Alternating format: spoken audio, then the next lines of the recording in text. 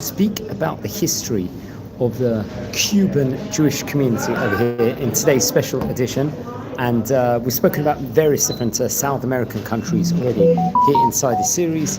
We've already spoken about Peru, we've spoken about Colombia, we have spoken about Ecuador, and now over here we're actually speaking about Cuba. Very interesting enough.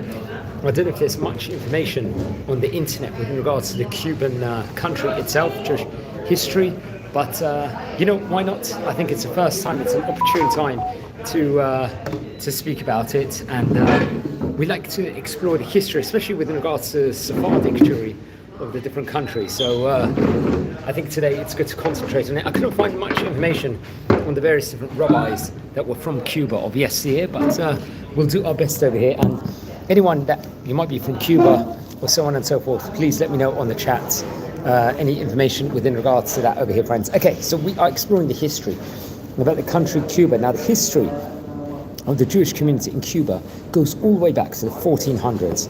Jewish Cubans, or let's say Cubans of Jewish heritage, have lived, let's say, in the nation of Cuba, even for centuries, you could say. Some Cubans trace ancestry to the Moranos. Who were the Moranos? They were forced converts to Christianity, who, let's say, came and as colonists. Though a few of these practice Judaism today, so it could be over here. Now, the majority of Cuban Jews actually are descended from European Jews who immigrated in the earlier part of the 20th century. So, like in other countries we've spoken about in this series already, we spoke about, I believe, we spoke about Ecuador, we spoke about Colombia. There was a massive influx of European Jews there. So too in Cuba that happened. More than 24,000 Jews lived in Cuba in 1924, which is quite a big figure, and still more immigrated to the country in the 1930s. Now, following the 1959 Communist Revolution, 94% of the country's Jews emigrated, most of them eventually, to the United States of America. Now, come what the year 2007, there was 1,500 known Jewish Cubans remained in the country, mostly located in Havana, which is very, very interesting over there. So remember, when we're saying how many Jews, it could be up for debate. Are these people halachically Jewish, people with Jewish roots, and so on and so forth? So that I'm not too sure how to answer that. Several hundred would immigrate to Israel afterwards, and let's just say it's considered one of the most important Latin American Jewish sites is the Bet Shalom Temple. It's an epicenter, let's just say, for current Jewish life in Cuba that has weekly Shabbat services, naturally. In addition to the descendants of Cuban Jews living in the United States of America, there's also a significant population which claims descent from non-Cuban Jews and, let's say, from Cuban Gentiles, respectively, over here. So now let's explore a bit more with regards to the history in himself. Some historians would say that it probably begins in the year 1492, when I think there was an arrival of the second expedition of Christopher Columbus to the Americas. Columbus was accompanied on the voyage by interpreter Louis de Torres, who may have been a Jewish converser. Now, some Jewish people fleeing also in the Portuguese-ruled Brazil in the 17th century would go on to settle in Cuba also. Obviously, despite inquisitions and persecutions, Jewish merchants based in Cuba engaged in flourishing international trade in the 17th and 18th centuries. However, the contemporary Jewish community does not, let's say, represent a line of continuity with Jews who settled in Cuba in the 17th and 18th century. That's what's reported over here, just using Wikipedia as a source. It began to form after Cuba gained independence from Spain, I think following the Spanish-American War. I think this was back at the end of the 19th century, 1898. At the end of the 19th century, there was an American Jewish businessman and war veterans, let's just say, at that point in time, began to settle on the island. They engaged in import and export, as well as sugar, tobacco, farming. It's very interesting when we're talking about tobacco, the famous Cuban cigars will be in all our minds over here. In 1984, there will be the foundation of the Union Hebrew Congregation, and in 1906, a Jewish cemetery was established. Now, come with the earlier part of the 20th century, Sephardi Jewish immigrants from the Ottoman Empire would begin at that point in time to arrive, I think, around 1914 period.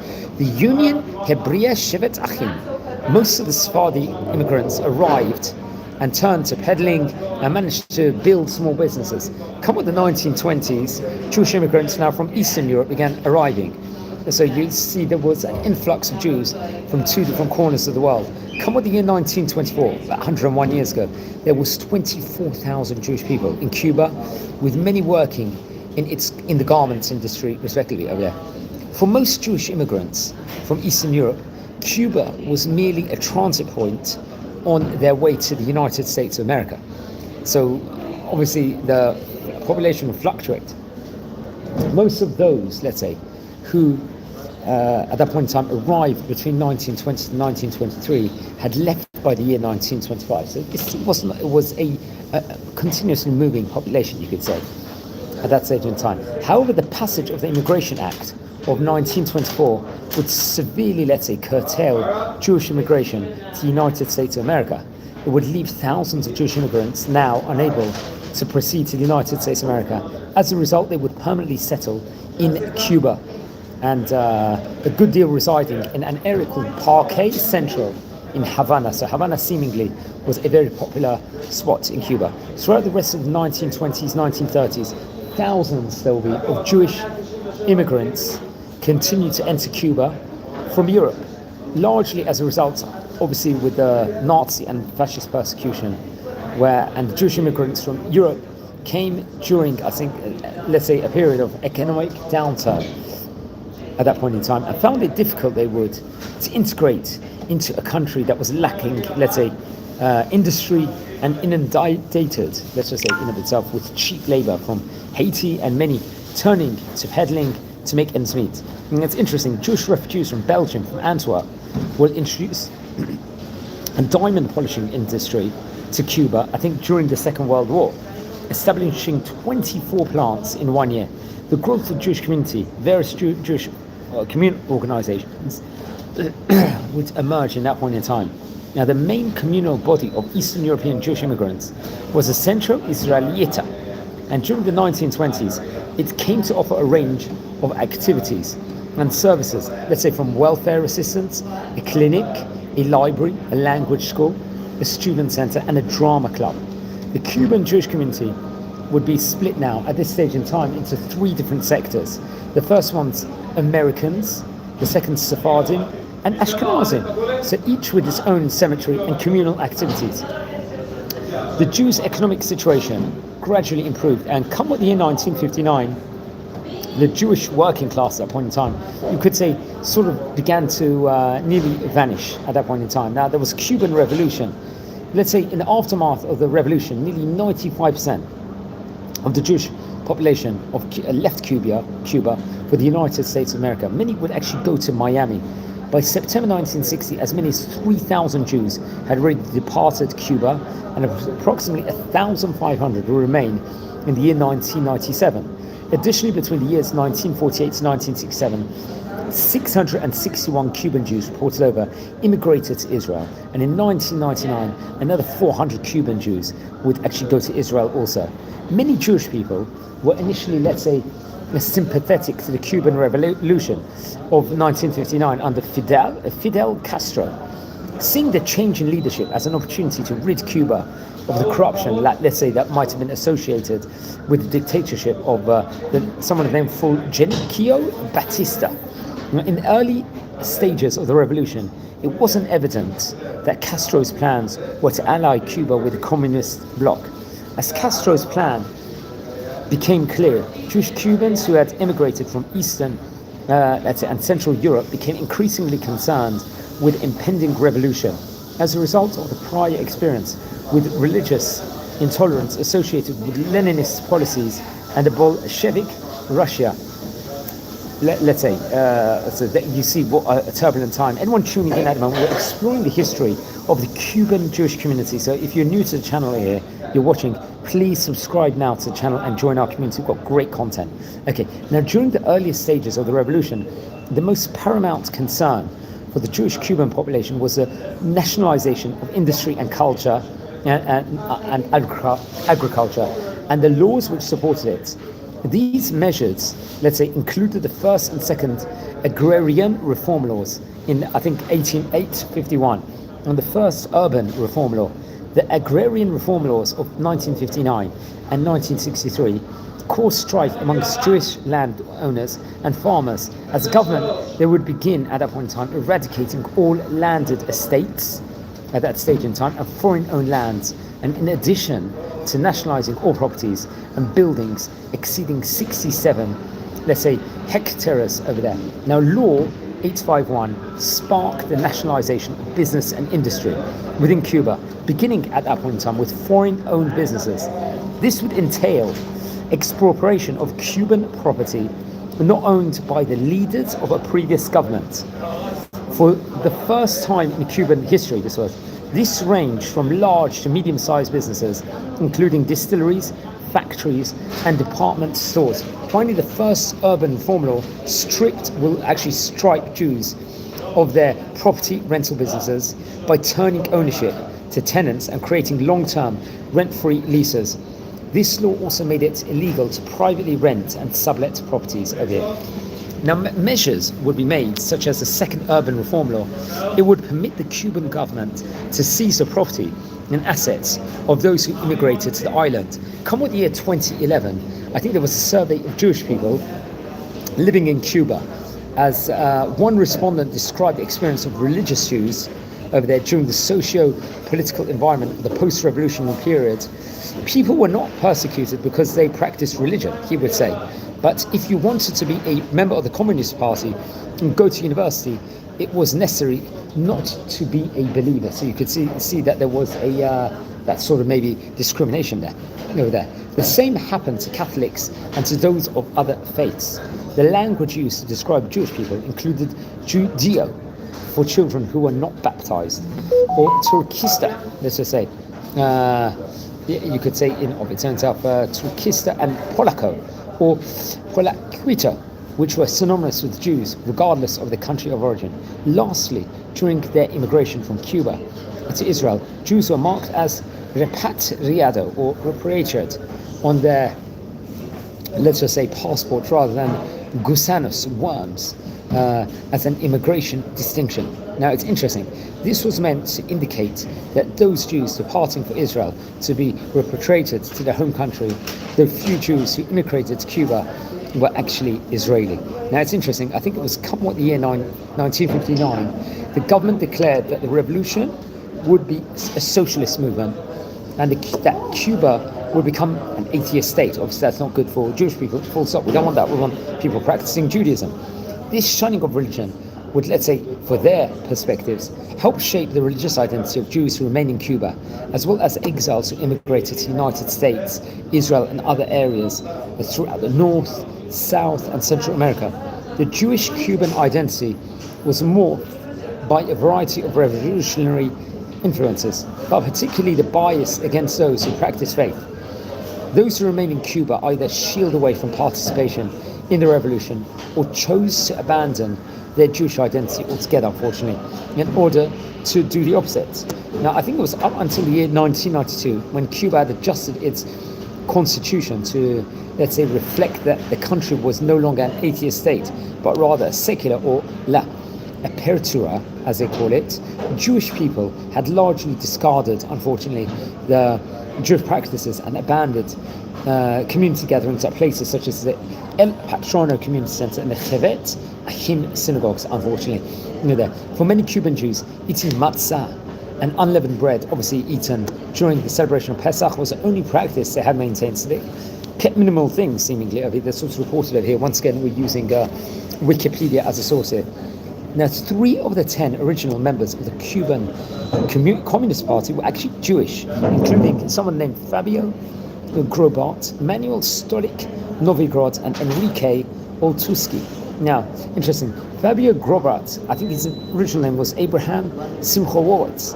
He immigrated from Poland to Cuba at the age of 19 and brought along with him, let's say, radical leftist knowledge movements from Eastern Europe over there. He would join the Cuban Communist Party in the year 1925 and was one of, let's say, Castro's closest constituents as a member of the party's Central Committee, and will represent party in communist ideology, translating readings, let's say, of people like Karl Marx and Frederick Angels from Russia, let's just say. Now, Manuel Novigorod was born into a family of Jewish communists once again, and fought directly alongside Castro against Bustito's forces in the Sierra Maestre Mountains, and much has been said about that.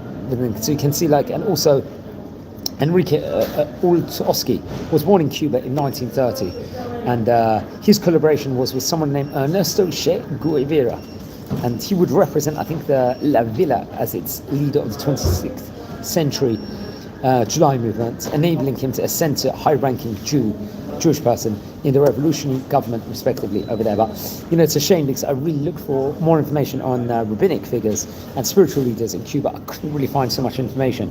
So if anyone knows, that's watching this live at the moment, any Cuban rabbis or spiritual leaders that were in Cuba at one stage in time, I really appreciate it if you can write a comment within regards to that. But we'll talk about some of the rabbis later on in class. Now, come with the year, in 2007, in February, the month of February, the New York Times actually estimated that there was only about 1,500 Jewish people living in Cuba.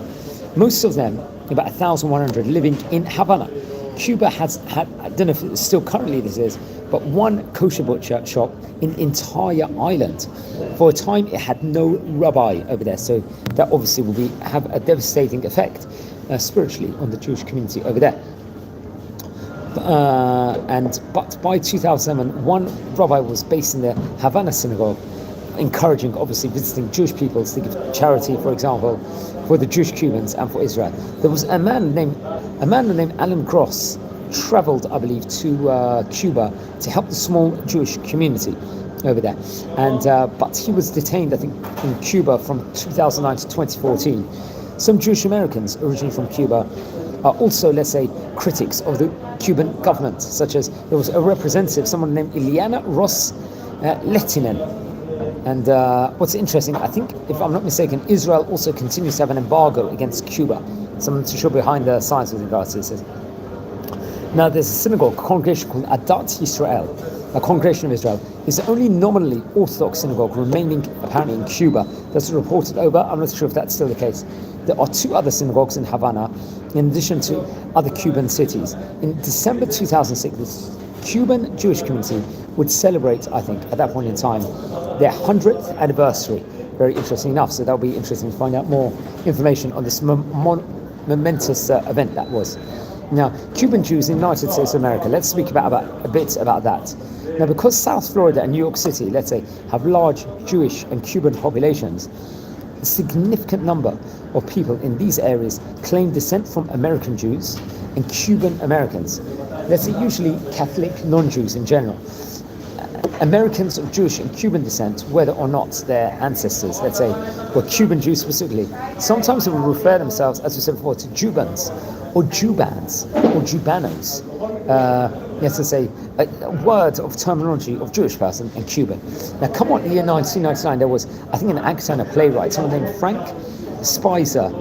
He would debut his one-man play, Jubano, about growing up Jewish and Cuban in Brooklyn. Very interesting. So I'm not too sure with regards to that. About that, that's just reported over here in Wikipedia as a source. So Juban, in a general sense, was seen originally as a positive word, but sometimes it's been misinterpreted, reported over, as something more as an anti-Semitic political statement. Like say advocating like ban on Jews. I think come on 2003, the Florida Department of Highway Safety and Motor Vehicles attempted to withdraw the Juban vanity plate, which had previously been issued at a Tabarez Gomer, a Jewish Cuban, arguing that the plate could be considered anti-Semitic, if I'm not mistaken, and the department reported over would later relented and permitted Gomer to keep the license plate, if I'm not mistaken. Let's talk about the history of the famous Adat Yisrael synagogue, Orthodox synagogue in Cuba.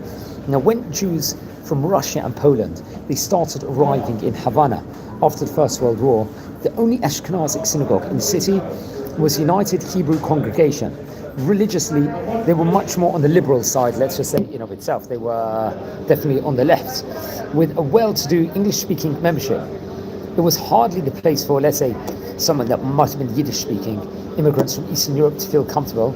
So the first step towards establishment of a synagogue for Eastern Europeans took place in 1923, when an immigrant from, I think, Ponovich in Lithuania someone named Ben-Sion Sofer started a minyan in his apartment in Calais, Paulo. And come with the year 1925, the minyan developed into the Congregation Adat Israel on the second floor of this Calais Jesus Maria place. The facility was basic, with, let's say, no embellishments, but it served its purpose that was needed at that specific point in time. Let's just say the majority of Ashkenazic, let's say, immigrants to Cuba were not strictly observant at the point in time. Adat Yisrael was nominally Orthodox, its prayer services was traditional, and it was officially stood for religious observance. Now, who was the first rabbi of the congregation? Someone named Rabbi Tzvi Kaplan. He lived between 1864 to 1939. He actually immigrated to Cuba in 1928. He followed, I think, the advice of a friend that the Jewish community at that stage in time was looking to hire a rabbi. His family followed 1 year later. Within a short while, however, a dispute would actually break out, and a group headed by Rabbi Kaplan bolted. Now, come what the year 1929, they founded Knesset Israel, where Rabbi Kaplan would remain the rabbi until he passed away in 1939. Now, Rabbi Kaplan's son, someone named Sender, soon became the editor of a Habneh Le, I think a specific Yiddish newspaper, if I'm not mistaken. Very interesting enough. That was published, I think, in Havana between the years 1932 to 1960. Okay, now then, someone named David Raffin, Rabbi David Raffin, would serve as a rabbi of Adat Yisrael until 1932. When he moved to Mexico, Raffalin's position at Adat Yisrael was filled after his departure by someone named Rabbi Eichenstein. He was there between 1936 and 1937. He was there for about a year and a half. And Adat Yisrael was situated at Jesus Maria 103. The breakaway, I think, will become Knesset Yisrael Synagogue, was in the next building. And in February 1949, 20 years after splitting apart, the two congregations merged together under the shortly-lived new name Adat Yisrael, Achdut Yisrael, a unity Israel. Now, Rabbi Meir Rosenbaum assumed the elected position at that point in time as a rabbi, and it's actually interesting. Essentially, let's just say the Ashkenazi rabbi of Havana he was, the 1st of April 1948. Over there, it was at that point in time. Now, I think at that stage it was, let's say, more obvious that the new community, the institutions, were needed for post-war era, and community-wide solutions were sought. Unity, however, was not forthcoming. The discussions to build a new synagogue to replace Adat Yisrael and Knesset Yisrael split the building committee.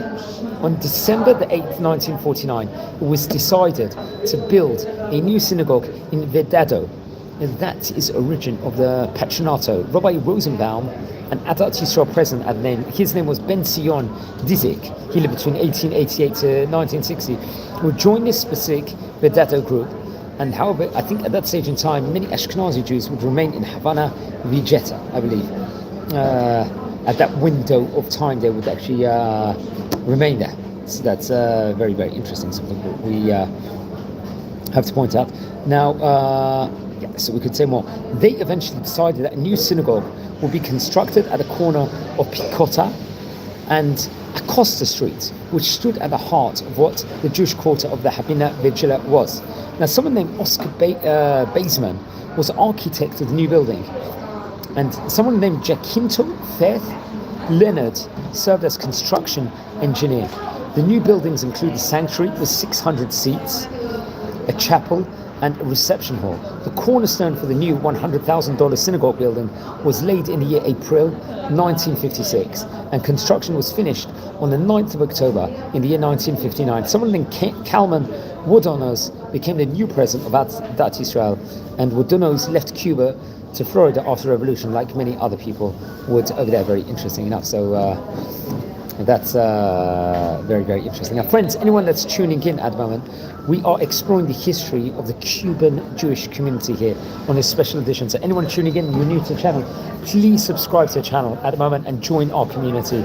We're nearing 7,500 subscribers over here, so please subscribe. Hit the subscribe button now, friends, over here. Okay, so we talked about the time period where in Cuba, especially from 1910 to 1920, many Jewish people were moved to Cuba, especially Sephardic Jews, mostly from Turkey, I believe.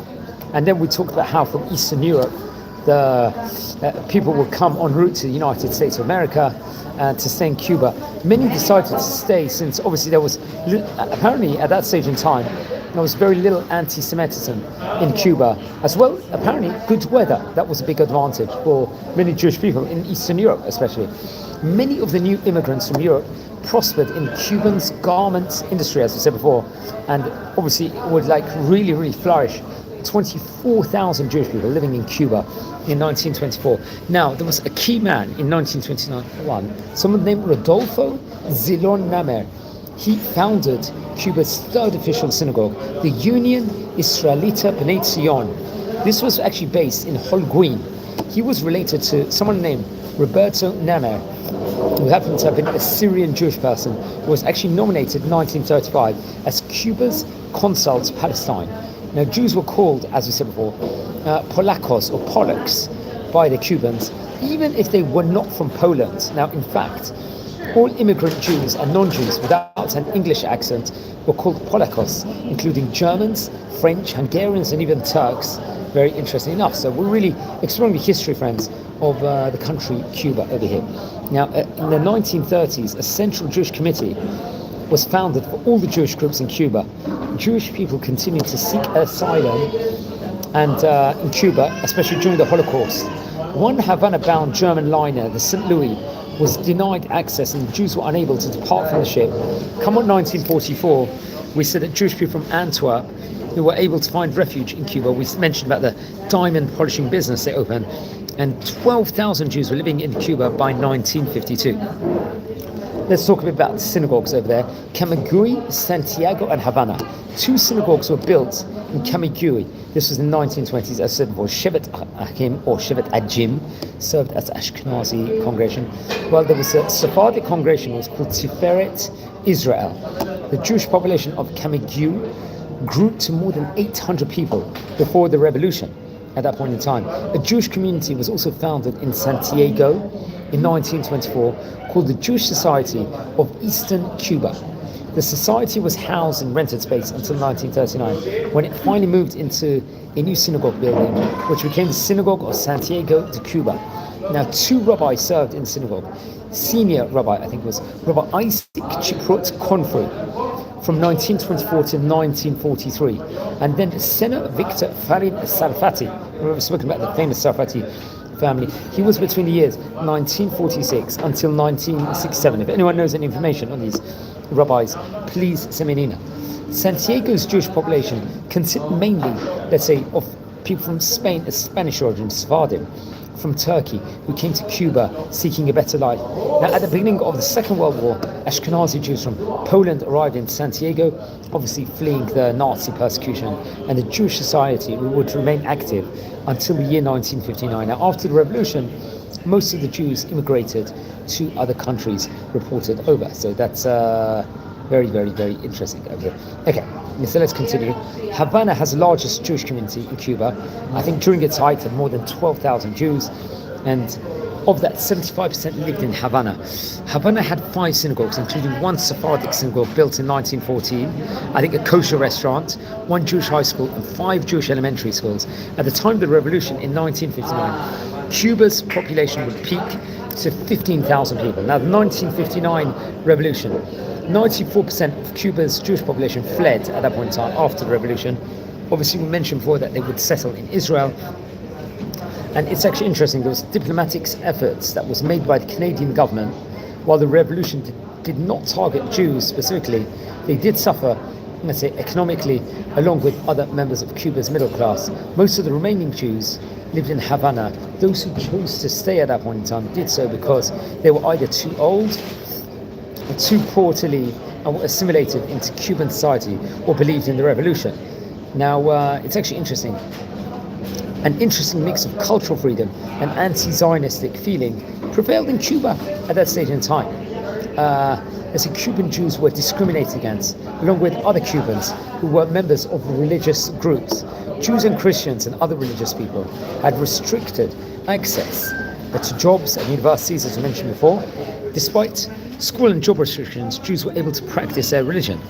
They were permitted to buy and distribute kosher food, and were able to receive donations from Canada and other countries, especially for Pesach, Passover, and for Rosh Hashanah, New Year food products. Protection against national, religious, and racial hate was also a part of the Cuban criminal code at that stage in time. Now, more can be related over. There was an atmosphere, Jewish, because there was some anti-Zionistic, let's say, things going on at that point in time. Jewish life suffered in Cuba, but never disappeared. Jews still could pray in synagogues and attend, let's say, Talmud Torahs on Sunday schools. In the 1970s, the synagogue in Santiago, the school in Havana, and the Zionistic Union of Cuba were closed. Another synagogue in Havana, the United Hebrew Congregation, was abandoned in the 1980s. Throughout the 1980s, the Patronato, Havana's main synagogue, could barely recruit a minyan. Some Jewish families, this is reported over now from the Jewish Virtual Library, some Jewish families continue to practice Judaism at home and celebratory, obviously major Jewish holidays. Cuban Jewry faced increased assimilation, and say the elder people were worried about the community's future. In the early 1980s, I think there was a Tikkun Olam Hebrew Sunday school opened in Havana, let's say to address the needs of Cubans' dwindling Jewish population at that point in time. The school grew, I think, with time due to the leadership of Dr. Moises Assis, who was a principal and one of Cuba's few Jewish educators. Now, if I recollect, I think the family Assis itself might be from Syrian descent, but I'm not 100% sure. But let's explore a bit with regards to the synagogues. The Shevet Achim synagogue, obviously it's a former Jewish congregation was located in Calais, in Inquisitor, in the old town of Havana. It was established in the year 1914, known as the oldest synagogue in Cuba, a Sephardi synagogue. This was in itself. I think they call it in Spanish a Templo Union Hebrea Shevet Achim, respectively. I think it's been abandoned. I'm not sure on which specific year in of itself. Located on Calais Inquisitor, Old Havana. Very interesting enough. So that's the first one. There's a Central Hebreo Sephardi synagogue. Now, I think it actually listed here as a conservative Jewish congregation and synagogue, also located in Havana. Very interesting. I'm not sure when they say conservative like it's more on the right wing, or they actually followed more conservative practice. Now, not many Sephardi synagogues worldwide would be conservative, so please, if anyone has any more clarity on this, please let me know. It was a Sephardic synagogue in itself, located in Havana. I think the construction of that synagogue actually started in 1957 and was completed in 1960, and had 726 seating sanctuary. The main sanctuary was later rented out to Afro-Cuban band Synthesis for their rehearsals, while weekly religious services were held in a small room next door. I think in 2007 it was described the only remaining institutional legacy of Sephardic presence in Cuba. Now, as of 2010, the synagogue had 80 families, consisting of 320 members. Majority of the congregants were 60 years of age or older. Interesting enough. Now, apparently it's affiliated with the conservative movement in the United States of America, so I'm not so sure if that's still the case. And there's a small Holocaust memorial at the synagogue with quotations of someone named Jose Marti, respectively. Yeah, so we spoke, yes, that's very, very interesting. So we spoke about, there's a Synagogue de la Comunidad Hebrea Hatikva, also I think registered here as a conservative synagogue, located in Santiago, Cuba. Once again, I think connected to Sephardi. Very interesting enough. So it's been running since 1993, but before it was between 1924 to 1960. Located on Mariana Carano, I believe in Santiago, respectively, over there. It's interesting. The first Jewish community in Santiago was founded in October 1924. It was called the Jewish Society of Eastern Cuba, and it was mostly Sephardic Jews from Turkey. And in 1939, the congregation built its first synagogue, called Synagogue of Santiago de Cuba. Now, Ashkenazic Jews would arrive from Poland during the World War II, and the congregation remained active until 1959, or closed eventually in 1960. And the congregation was established again after years of inactivity in the year 1993 in a private residence, and the former synagogue building was reopened on January the 25th, 1995 and was consecrated by Rabbi Shmuel Steinhendel. I think it was the first Jewish congregation to host a website in Cuba. Very, very interesting enough. So that's very, very interesting. Now, just to go on to it, the first Jewish community as was founded in October 1924, the Sociedad Union Israelita de Oriente de Cuba. So we're just talking about the community itself. The Jewish Society of Eastern Cuba.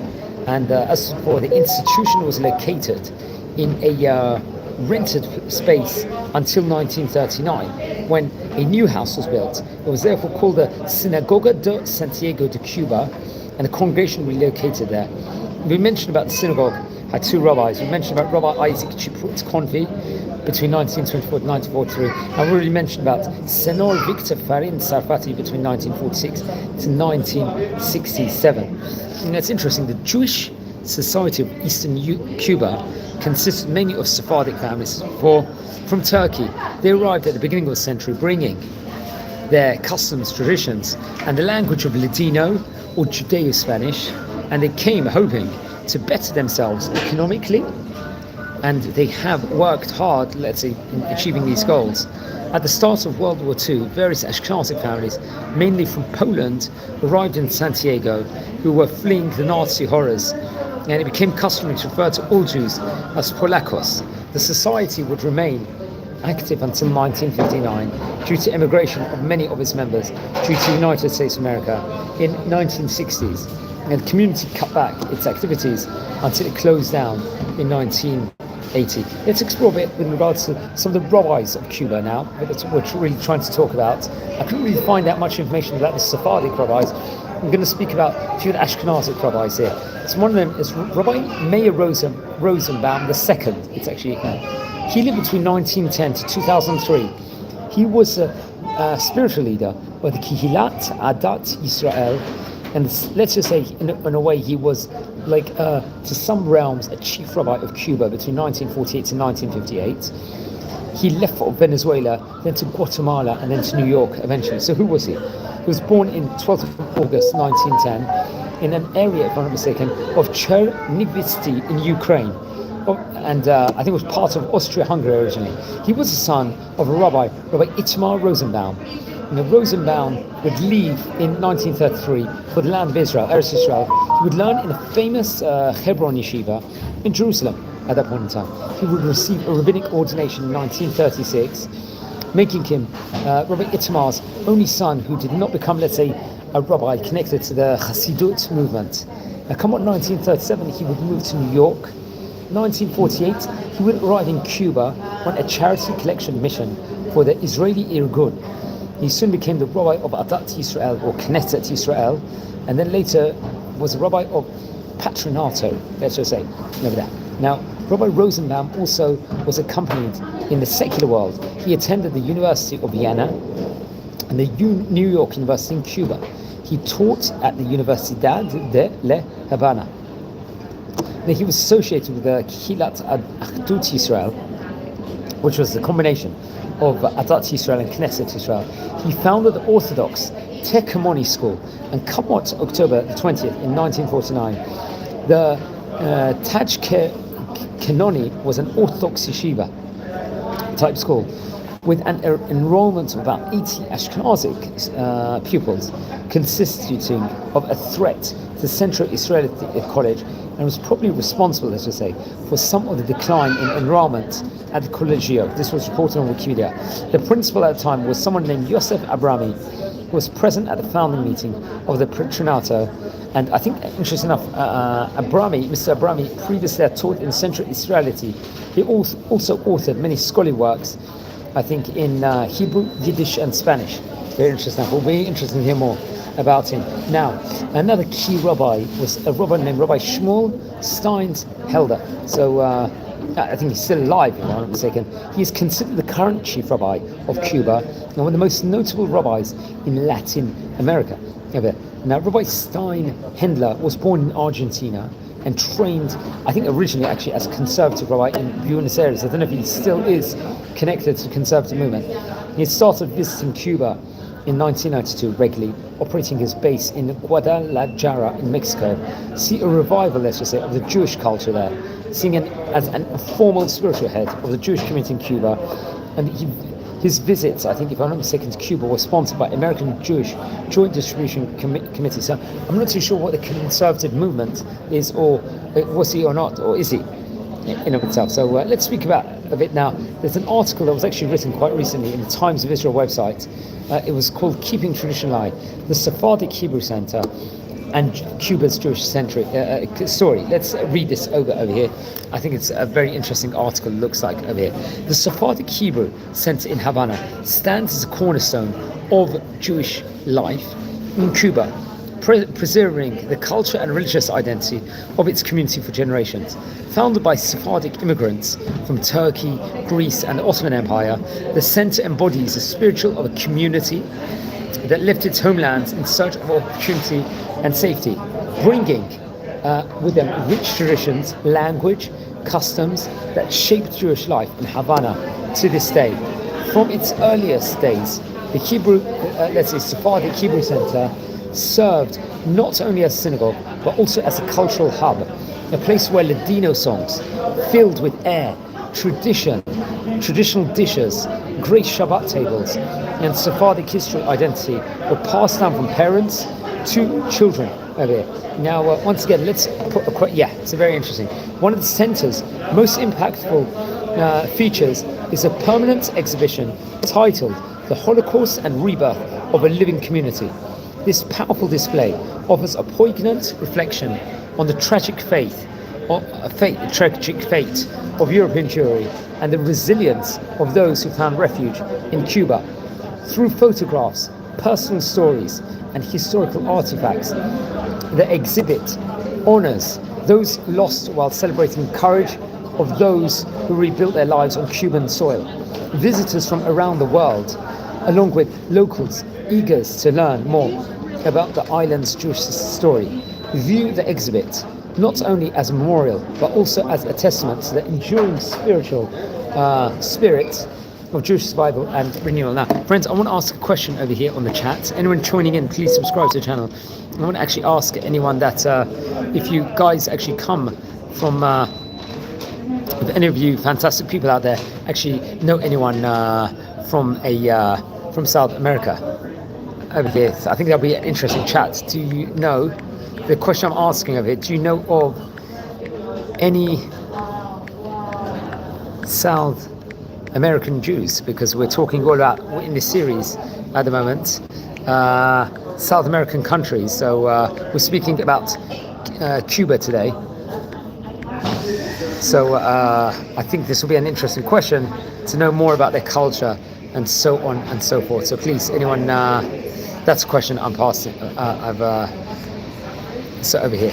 So so please, if anyone would like to answer this question, it will be great to know more over here. We're doing a live video at the moment of the history of Cuban Jewry over here. So that's a question I am posing over here. So that's very interesting. So that's anything. Yeah. Okay, so let's continue over here. One of the center's most impactful features is its permanent exhibition titled The Holocaust and Rebirth of a Living Community. This powerful display offers a poignant reflection on the tragic fate of European Jewry and the resilience of those who found refuge in Cuba. Obviously, we mentioned about the photographs, so on and so forth. Visitors from around the world, along with locals, learn more about the island's Jewish history, the Jewish story. The exhibit, only as a memorial, but also as a testament to the enduring spirit of Jewish survival. Okay, one of the center's most impactful features is the permanent exhibition, let's just say, over here. So that's very, very crucial. Now, the UCS, the Shoah Foundation Institute, and the Simon Wiesenthal Center, they exhibit design company Conscious Display collaborated on this project. The exhibit serves several functions. It highlights the Jewish community in Cuba. They educate Cubans about their Jewish heritage and sheds light on important part of Cuban history for visitors around the world. Now, it's interesting. For decades, religious leadership at the Sephardic Hebrew Center had been supported by a rabbi named Rabbi Eduardo Chaimovich from Chile. I tried to look information, I couldn't really find much information about him. Rabbi Chaimovich provided spiritual guidance, led services, and offered leadership training to locals of the Jewish community over there. In the absence of a resident rabbi, he became, let's say, a beloved and a trusted figure, ensuring the continuity of Jewish life and the preservation traditions in a community that, let's say, long relied on visiting clergy. Though he wasn't officially Cuba's chief rabbi, his unwavering dedication and continuous presence made him, let's say, an unofficial spiritual guide, really strengthening ties between Cuba's Jewish community and the broader Latin American Jewish world as of a whole. Very, very interesting as a whole. Now, there was other leaders alongside him that we have to also speak about, like someone of the name Vice President Samuel Konovalov, and they were let's say resolutely committed to sustaining the community. There was a significant challenge of operating without financial support from the Cuban government over there. In the face of these obstacles, they tirelessly worked to ensure the Sephardic Hebrew Center still remains a vital religious and cultural hub for Havana's Jewish population over there. Much of the synagogue's funding comes from international donations, particularly from the American Jewish Joint Distribution Committee, the JDC, which obviously has been supporting Cuba's Jewish community since 1992. This external aid has been crucial in funding community programs and maintaining the center's physical space. The heart of the community's resilience lies obviously in the determination and preservance of its members. Now, among the synagogue's most cherished possessions are its Torah scrolls, each one carrying a unique story that reflects the rich history of Cuban Jewry. So the Vice President, Samuel Konovalov of the Sephardic Hebrew Center, shared over here. In this article in the Times of Israel, there are 3 Torahs. 2 have been in Cuba for over 100 years, he says, and the 3rd was donated by a congregation from Massachusetts about 10 years ago. These sacred scrolls serve as a tangible connection between the past and the present, bringing the generations. They link today's players mitpalim with the prayers and traditions of the ancestors who journeyed across oceans to find a home in Cuba, bringing them, let's say, the enduring faith which really, really is flourishing constantly. Now, the Sephardic Hebrew Center obviously is still a vibrant, a very active gathering place, especially for Shabbat dinners and various different smachot, community celebrations in of itself. Obviously, very, very small Jewish population in Havana. These communal meals are seen as very joyous occasions. Mediterranean flavors, they bring a special warmth, a hotness to it, and a hospitality of Cuban culture, interesting enough. These gatherings, let's say, mitzchazek the religious observance, strengthen it, and bring about a sense of belonging. For younger members who may otherwise feel less connected to Judaism in general, they play a crucial role in strengthening their connection to the community and the Spanish Sephardic roots, respectively, over there. There's challenges of immigration. Obviously, aging population makes it more difficult for the younger generation. The Sephardic Hebrew Center remains a beacon of cultural, let's say, preservation, offering a sense of continuity and connection for both local community and Jewish visitors from around the world. Many people visit across the world, so this is an important place for them. The center currently has about 150 active members. Since the year 1994, 31 years ago, there was an agreement between Fidel Castro and the chief rabbi of Israel, which would allow any Cuban with at least one Jewish grandparent to emigrate to the land of Israel. Many young Cuban Jews have left in search of better economic opportunities and a stronger connection to global Jewish life. And this steady immigration is combining with high rates of, obviously, unfortunately, high intermarriage. It's posed a continuous challenge to preserving communities' distinct identity. That's reported over this article in the Times of Israel. Yet the center's leaders remain steadfast in the commitment to engaging interfaith families and nurturing pride, especially with regards to Sephardic traditions. They ensue that all who wish to participate in cultural and religious events, regardless of background, they are very, very much with a greatness of enthusiasm. They are brought in and welcomed to the highest extent. That's what's said. Now, the resilience of the community itself is remarkable, given Cuba's complex relationship with the religion over the past decades. Synagogues were never officially closed. Practicing Judaism could be jeopardized. It could jeopardize educational, professional opportunities. Like we said before, they might not be able to get into universities and colleges because of this, particularly for those pursuing careers in government. It was tabooed. As a result, many Cuban Jews quietly set aside their religious practices or kept their faith hidden, which is very, very sad, unfortunately. This began to change come 1992, as we mentioned before, when Cuba officially relaxed restrictions on religious activities and will open the door for a new generation of Jewish people, many of whom had little exposure to Jewish life. Now, to reconnect their heritage, elders, community leaders, visiting rabbis would step in, teaching young Cubans the traditions, the prayers and the customs they had been denied for a long time. Through these efforts, a sense of Jewish pride and knowledge was rekindled, breathing new life, let's just say, into the community as a whole. Now, a significant part of the centre's work, let's say, focuses on the more elderly population also, through the Salomon Mitrani Zichrono Livracha Hebrew Center for the Care of Elderly. This was established in the early 2000s. I think currently serving 60 seniors over there. The center, I'm reading this, by the way, from the Times of Israel article, which was published just recently, a few months ago, in June 2025. Now, this center offers meals, health assistance, and cultural programs that keep older Jewish community members connected to Jewish life, even as obviously, unfortunately, their mobility will decrease. For many of these elderly members, the center is more than just a social space. It brings cultural and religious identity, and which has been kept so hard to preserve, let's just say in itself. Like, there's challenges. The Sephardic Hebrew Center remains a vibrant point of contact, especially in Cuba's Jewish community and visitors abroad, because as we said before, many visitors will come across the world. It's actually interesting.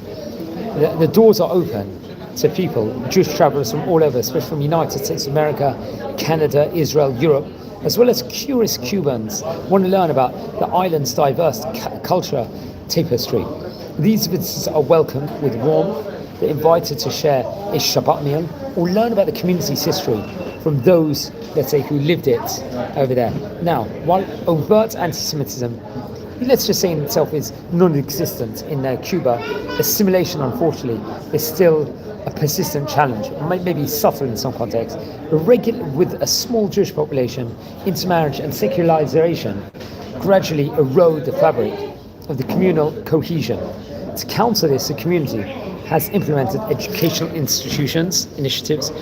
Obviously, we mentioned about holiday celebrations and how partnerships with Jewish communities abroad, which is very, very key and important. These efforts will help foster pride in Sephardic culture, Jewish identity, within especially a mixed and diverse families. Now, the leaders of the heads of the Sephardic Hebrew Center are now, let's say, they see themselves as optimistic, cautiously for the future, envisioning thriving community, continuing to honor and preserve the rich heritage of Cuba's Sephardic Jews. They see the center not only as a place of prayer, but also a hub, let's say, with dynamism for cultural preservation and community growth. One where young Cuban Jews can take pride in their Sephardic roots, while remaining, let's say, engaged within the modern world. Central to their vision is obviously the creation of leadership programs aimed at bringing about the next door generation, I say, of great community presidents and leaders and heads, alongside expanding, let's say, various initiatives culturally, a celebration of Spanish heritage, Sephardic traditions, by bringing about a connection, a kesher, with other Sephardic communities abroad. It strengthens within their own. They are working to ensure, let's say, the legacy of Cuba's Sephardic Jews, not only as survivors, but flourishers, passing on a vibrant and, let's just say, a great community for the generations to come over here. Now, friends, this was a special edition over here. We're exploring the history of Cuba, the Jewish community over here. And it's like the sixth South American country we've spoken about in this series over here. We're one of the only few places you'll find an internet that will speak about these countries and do historic videos. I like to go to different places each time we do the videos over here. So today we spoke about the country Cuba over here. If any of you that is watching at the moment descend from a South American country. Please let me know more information. If you know about any of the rabbis over there, please let me know. I would love to hear more information. Our friends, we're a community here. We're learning, especially about the rich heritage with regards to Spanish rabbis, rabbis from Ottoman countries, North African countries, one of the only few encyclopedias online. Now friends, subscribe to the channel now. We're nearing 7,500 subscribers. So please subscribe. We're growing daily and getting members every single day. So hit that button if you're new here at the moment. We don't just record videos here on great rabbis of yesterday or the famous countries. We speak about the famous yeshivot in all these countries. We do tours all over Israel. We tour all over different cities. We like to explore the archaeology, the different famous sites in Israel, and so on and so forth. So many reasons to join. We record videos on the weekly Torah portion, on current Jewish events, events worldwide, and really try and do a lot of great Israel advocacy work and Jewish world history in of itself. So please, everyone, share these videos to other people. Join our community here. Wishing you, recording this here at the time period of the new Jewish month of Cheshvan. So wishing you all a happy new month, a Chodesh Tov U'Mavarach, a blessed month. And please, once again, subscribe to our community and enjoy. Have a great day, guys.